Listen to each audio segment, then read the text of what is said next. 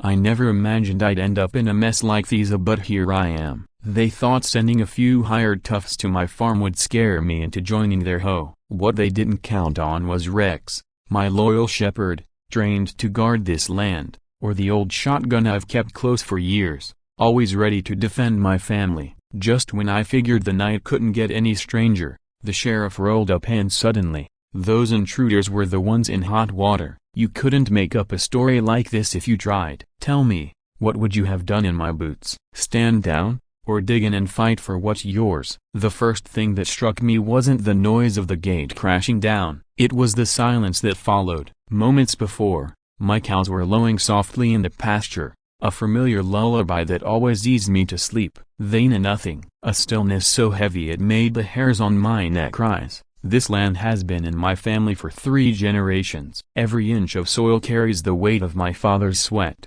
my grandfather's labor, and my own. The sudden silence felt unnatural, like the farm itself was holding its breath. My chest tightened as I pulled on my boots and stepped toward the door, fully aware this wasn't just some late-night nuisance. Through the window, I spotted harsh beams slicing through the darkness near the gate. The lights swung back and forth like searchlamps. Rex growled low in his throat, hackles raised, barking with a ferocity that made my gut clench. His instincts had never been wrong. This was no false alarm. The sharp crack of wood snapping told me what was happening. The gate I had built with my own hands just a few summers back was being torn apart. My cattle panicked, their cries carrying across the fields, hooves pounding against the ground. Then came a calf's cry of pain, cut short by silence. My blood ran cold, and then the rage set in. I pulled the shotgun from the cabinet, checked the load, and stepped into the night. The cold air stung my face,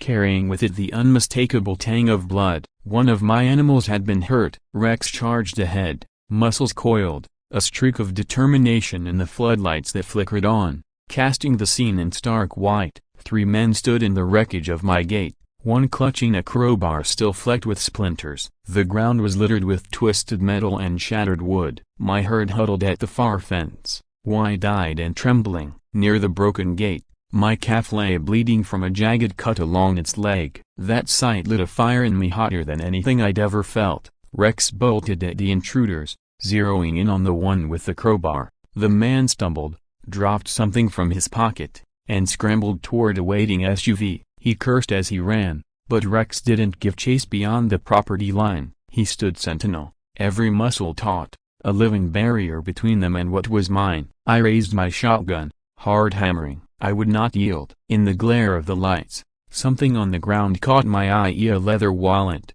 flung open to reveal a license and papers. The name read Marcus Webb, but it was the folded receipt that made my stomach turn. A bank transfer from Meadowbrook Heights HOA. The other 2 intruders edged backward toward their vehicle, unsettled by Rex's stance and the steel in my grip. I memorized their face as of the older one with a gray beard and shifty eyes, the younger with a scar down his cheek. I fired a warning shot into the air, the sound cracking across the night like thunder.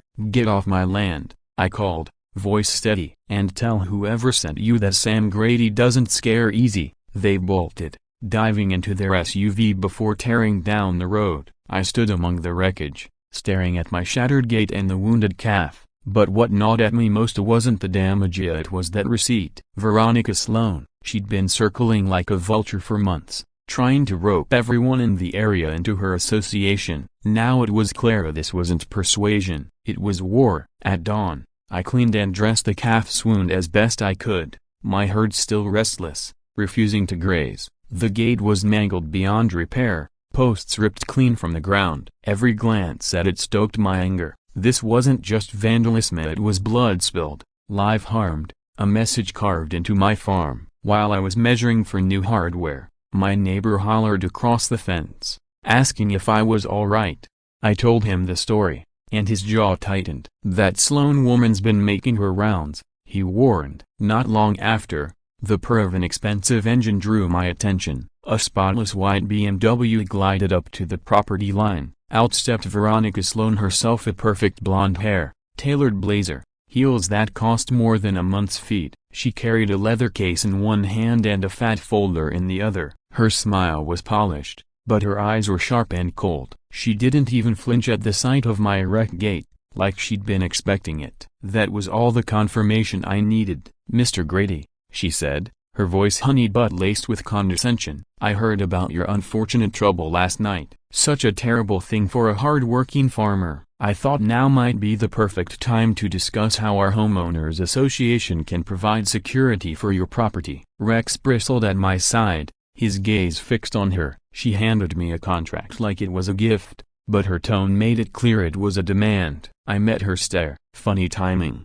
Miss Sloane. Showing up right after someone wrecks my gate, almost like you knew it was coming." Unbothered, she pulled out the document and held it toward me. "This agreement ensures community protection, property value security, and neighborhood standards enforcement. After last night, I'm sure you see the value." But as I glanced at the fine print, it didn't look like protection. It looked like shackles. Signing meant surrender, fighting meant danger. And in that moment, I was staring at an ultimatum. Her laugh was brittle, like glass cracking. "Mr. Grady, I hardly think it's fair to suggest our association had anything to do with random vandalism. We're here to help." But I already knew better. Veronica gestured toward my farm with a casual flick of her hand, as if dismissing everything I had built. "Places like this," she said, without oversight, "tend to attract the wrong kind of attention. That's just a fact of rural management." I'd heard the rumors. Some neighbors weren't sure what the HOA was really after. Others had already caved, signing away their independence in exchange for the so-called protection she was offering. I flipped open the contract and scanned the pages. With every line I read, my temper climbed higher. The terms weren't just unfair, they were absurd. $300 a month in dues, mandatory compliance with arbitrary appearance standards. Even my livestock and breeding practices would need to be certified and approved by the HOA. They wanted power over everything from the paint on my barn to the calves in my pasture. But the kicker was buried halfway through. In small print, it declared, "All dairy products produced on member property shall be distributed solely through HOA-approved vendors." That wasn't community oversight. That was economic change disguised as fine print. They didn't just want my membership, they wanted control of my livelihood, my business, my survival. I snapped the folder shut and shoved it back into her hands. "Why not just take the keys to my barn while you're at it?" If my sarcasm stung, she didn't show it. In fact, her smile stretched wider, sharper, like she thrived on resistance. "Mr. Grady," she said smoothly, slipping the contract back into her briefcase, "I think you're overlooking the benefits. Homes in our association consistently rise in value. Many of your neighbors are already seeing returns." "And if I don't?" I asked, though I already knew. Her smile turned cold, the polish slipping just enough to show the iron beneath. This wasn't a pitch, it was a threat wrapped in a bow. "Well," she said, brushing invisible dust from her blazer, "non-member properties often struggle with vendor relationships, especially in industries as reputation-sensitive as dairy. It would be a shame if customers began questioning your product's quality." My fists tightened. She was talking about blacklisting me, cutting me off from my own buyers, poisoning the reputation I'd built with decades of sweat. And she stood there saying it like she was offering me a gift. She climbed into her pristine BMW,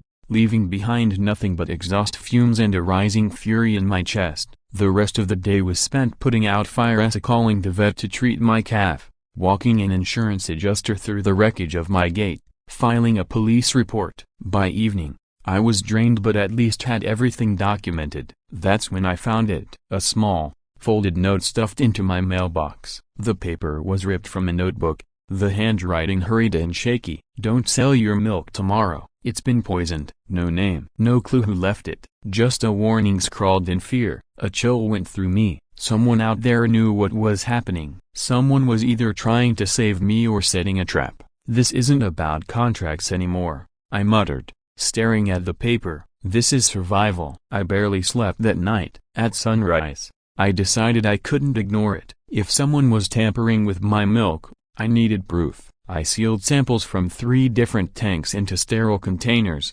planning to get them tested at the ag office. That's when I saw the convoy. 5 vehicles rolled up my drive, engines in sync, doors slamming one after another. 15 people filed out, many of them familiar faces from Tona neighbors who had already bent the knee to the hoe. And leading the pack, of course, was Veronica Sloane, clipboard in hand, wearing a fresh outfit but the same predatory grin. "Mr. Grady," she called, her voice carrying across the yard. "We're here for a community health inspection." I never agreed to any inspection, but she didn't wait for my permission. Her people fanned out across my barn as if they owned the place.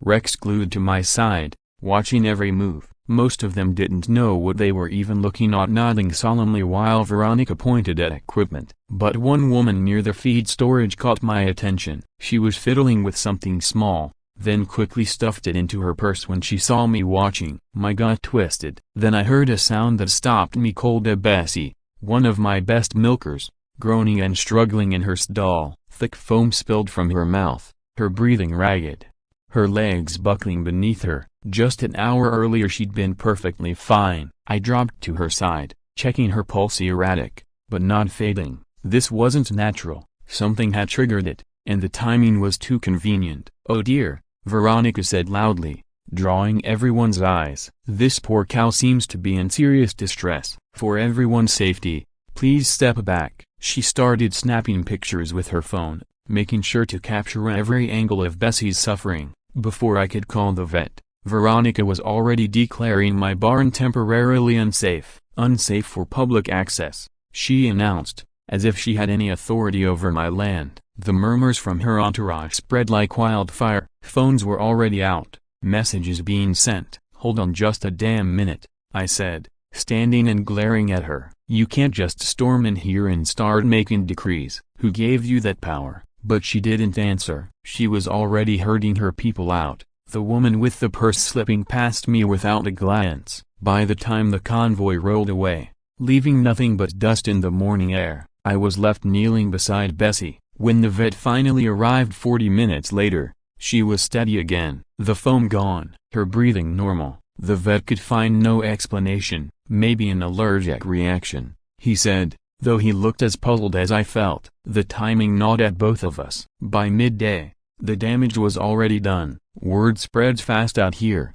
and when it's about food safety, it spreads faster. My phone wouldn't stop buzzing. Customers I'd known for years, loyal Oneza, were calling to cancel their milk orders. The first blow came through voicemail. The store manager's voice was apologetic but firm. "Until the health concerns on my farm were resolved, our contract was suspended." Within just a few hours of that so-called inspection, my entire customer base was unraveling. Families I'd supplied for years suddenly acted like I was running a diseased operation. One cow, sick for less than an hour, had turned me into the town pariah. By late afternoon, the damage had spread further. Other farmers started calling, asking if the rumors were true. Word had already reached the agricultural co-op, the feed supplier, even the bank that held my farm loan. A woman from the co-op sounded genuinely sympathetic as she asked if I needed help with quarantine protocols. I could almost hear the dominoes tipping in the background. I tried fighting back, calling loyal customers, explaining that the vet found nothing unusual, that my milk tested clean. But once doubt takes root in a small community, it spreads like wildfire. Most of them were kind in their refusals, saying they'd wait until things settled. A few never bothered to call me back. That evening, I stood in the barn, staring at my healthy herd grazing calmly in the pasture, and the truth settled on me like a weight. Veronica wasn't just trying to sign me up for her hoe. She was dismantling my livelihood piece by piece, turning neighbors into skeptics and sowing suspicion with calculated precision. It felt orchestrated, too clean, too convenient. The powder I'd noticed near the trough, the timing of Bessie's collapse, it all pointed to something deliberate. And every trail seemed to circle back to Veronica. Frustration boiled over, and I kicked at a loose board on the barn floor. "What's next?" I muttered bitterly. "A permit for every moo?" That's when I saw it, half buried in hay,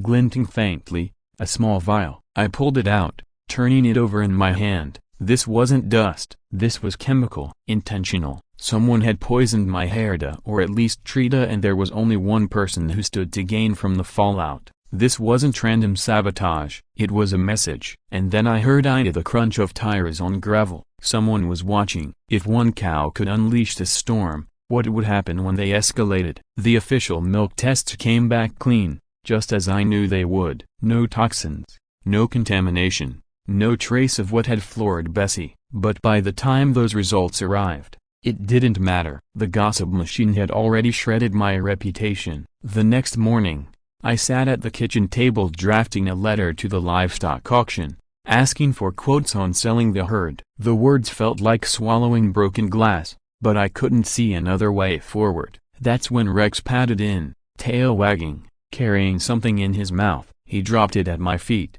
a 3-inch metal bolt, its threads freshly scratched. I'd never seen it before, and it didn't belong to my equipment. Rex trotted toward the pump house, looking back to make sure I followed. My gut tightened as I realized what he was showing me. The main pump housing had been tampered with, the bolts missing, panels loosened. Inside, key components had been deliberately adjusted. The intake valve was barely attached. The pressure regulator had been cranked to dangerous levels. If that pump had run much longer, it would have destroyed itself and left my herd without water. I was still examining the wreckage when I heard an engine pull up. Sheriff Robert Hayes stepped out of his cruiser, his face weathered from decades of handling rural disputes. He greeted me politely, tipping his hat, but his eyes were sharp. "Sam," he said, "got some paperwork yesterday about issues out here. Thought I'd come see for myself." The way he worded it made me wonder exactly what kind of paperwork and who filed it. I showed him the pump, the missing bolts, the sabotage. He studied it carefully, snapping pictures and jotting notes. When I mentioned Veronica and her inspection, his expression shifted from skeptical to thoughtful. "Ms. Sloan did file some documents," he admitted. "Concerns about agricultural safety, but Thesa," he gestured at the pump, "this is different. You think I'd sabotage my own farm?" I snapped. "Strangle my own livelihood for attention?" The sheriff didn't answer right away. He rolled the bolt in his palm, eyes narrowing. Whoever did this knew their way around machinery. They wanted maximum damage without immediate failure. Before I could respond, voices drifted from the pasture. Too many voices. We walked over and found 4 people at the fence line, 3 men with cameras, 1 woman scattering something near the trough. They weren't documenting, they were staging. 1 man jabbed a cow with a stick, trying to provoke agitation. Another angled his lens to make the herd look sickly. The woman spread a white powder, likely to prove contamination. When they saw us, panic set in. They scrambled to pack their gear, but Rex lunged, teeth bared. He hit one of the photographers hard enough to send an expensive camera flying into the mud. "Gentlemen," Hayes barked, his hand near his radio, "care to explain what you're doing on private property?" Their excuses crumbled under scrutiny. No IDs, no authority, no legal grounds, just a weak story about public safety. Hayes took their details and sent them packing. I retrieved the mud-smeared camera, scrolled through its memory card, and felt my blood boil. Dozens of staged shots at angles that exaggerated shadows, frames that made the barn look dilapidated, close-ups of the powder by the trough, manufactured evidence, every last photo. The sheriff's jaw tightened as he reviewed them. It was undeniable. Someone was constructing a narrative. "Guess Rex doesn't do retakes," I muttered. For the first time, I saw suspicion flicker in Hayes's eyes, not toward me, but toward whoever had set this chain in motion. But my fleeting relief died the moment I spotted fresh tire tracks at the edge of the property. Wide ones, from a heavy SUV or truck. They weren't from the photographers we'd watched them leave. These were new. I followed them to a clearing overlooking the farmyard. Perfect vantage point, fresh cigarette butts, an empty coffee cup, still warm. Someone else had been there the whole time, watching, recording. By the time I walked back to the house, night was closing in, and every shadow felt like eyes. Rex stayed close, ears pricked, tail stiff, sensing my unease. I wasn't just being sabotaged, I was being surveilled. That evening, the home meeting loomed. By 6:30, the town hall parking lot was already jammed, Main Street lined with cars. Neighbors gathered in tense clusters. Conversations cut off when I walked by. The rumors had grown bigger than I could fight alone. Inside,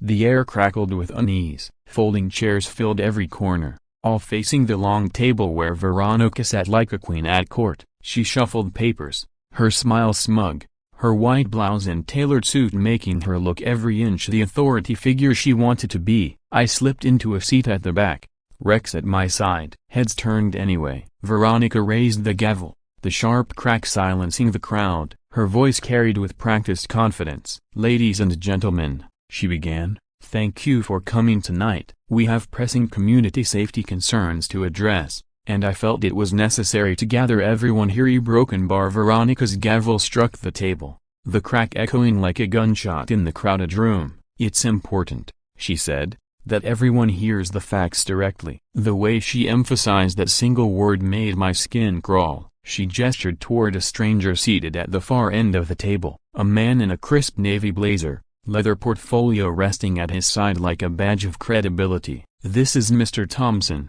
from the Community Health Assessment Board. His findings are troubling." The so-called inspector rose smoothly, radiating authority. He spoke with the polished cadence of a seasoned bureaucrat, layering jargon about contamination protocols, livestock monitoring, and compliance standards. His speech was technical enough to sound legitimate, but vague enough to avoid pinning down specifics. The crowd leaned in, nodding along, reassured by his confidence and air of expertise. But I heard the cracks in his story.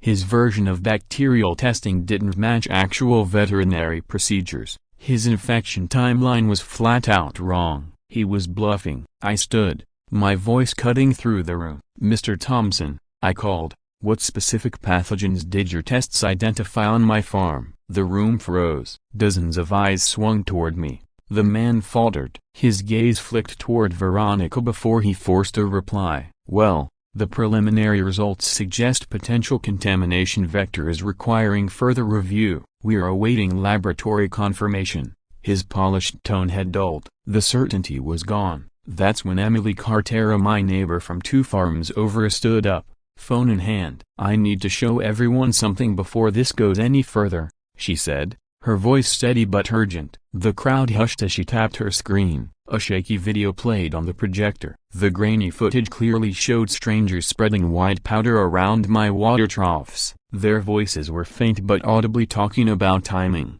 about coordination. "I didn't think much of it at the time," Emily explained. "Figured they were county workers, but after hearing all this, I knew people needed to see it." The room erupted in whispers. Veronica's face hardened. "That footage is completely out of context," she snapped. "Property testing often requires specialized substances that may appear suspicious." Half the audience nodded, eager to believe her, but the farmers, the ones who knew how real inspections worked, looked unconvinced. Suspicion had cracked her veneer. Meanwhile, the so-called inspector was quietly shoving papers into his briefcase. "I'm afraid I have another engagement," he muttered, avoiding eye contact as he slipped toward the door. People noticed. Murmurs turned to questions about his credentials, his methods, his legitimacy. That's when Veronica overplayed her hand. She stood, eyes blazing, finger stabbing the air toward me. "This man is a threat to our community,"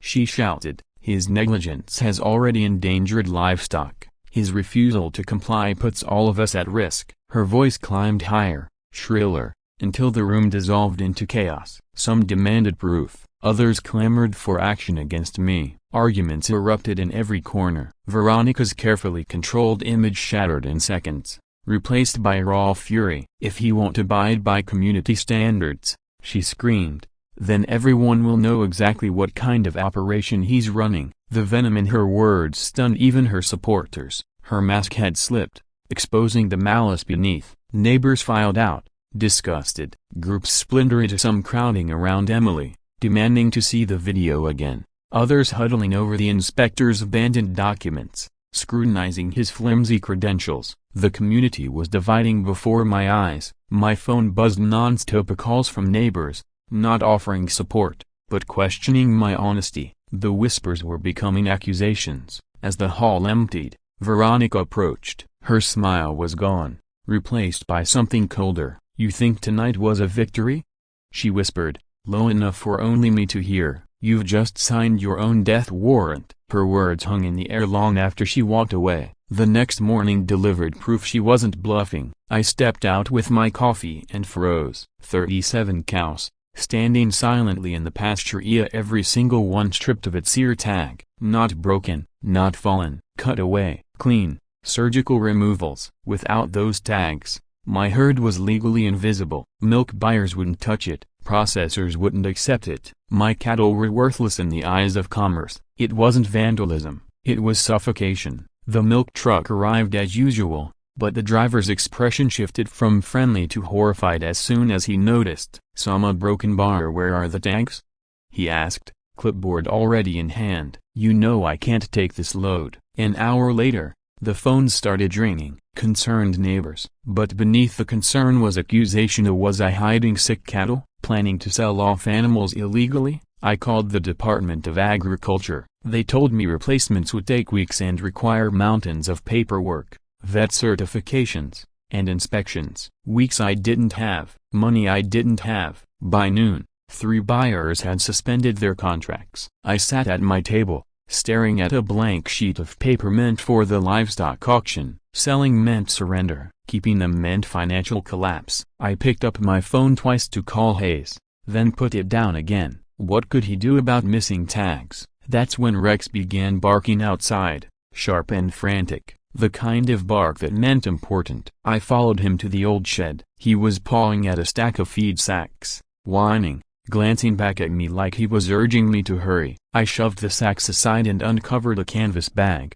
heavy and rattling. My hands shook as I opened it. Inside were dozens of ear tags. My ear tags, every single one neatly cut, numbers intact. They hadn't been destroyed, they'd been collected, saved. Each cut was precise, uniform, the kind of work done with professional tools. This wasn't kids fooling around. Someone with veterinary skill or access to serious equipment had done this. I crouched lower, studying the dirt. Fresh footprints led from the hiding place to a spot overlooking my house and barn. Whoever had done this hadn't just sabotaged my herd, they'd stayed to watch me find it. The realization that my enemies had been close enough to watch me unravel sent a wave of fury through my chest. I crushed the letter to the auction house in my fist and hurled it across the room, the pages scattering like the last remnants of a normal life. This wasn't just harassment anymore. It wasn't intimidation. It was the calculated dismantling of my livelihood. They weren't trying to scare me, they were trying to erase me completely. My thumb hovered over Jake Morrison's number,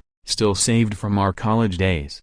5 years had passed since we last spoke, and dialing felt like surrender. 10 minutes of hesitation later, I admitted the truth: I couldn't handle this alone. When Jake answered, his familiar voice carried the same easy warmth I remembered. "Sam, hell, it's been forever, what's going on?" I spent the next 20 minutes telling him everything from the first break-in to the stolen tags. Jake didn't interrupt, just listened, occasionally jotting down notes I could hear scratching faintly on paper. "This isn't petty vandalism," he said when I finished. "This looks like organized extortion dressed up as community activism. The staged inspections, the forged records, the financial chokehold, it's systematic, and it's bigger than one overreaching HOA president. Someone's running a coordinated operation to drive you out." Hearing him say it out loud was terrifying but also oddly grounding. For the first time, I felt like someone understood. Jake promised to come down that weekend,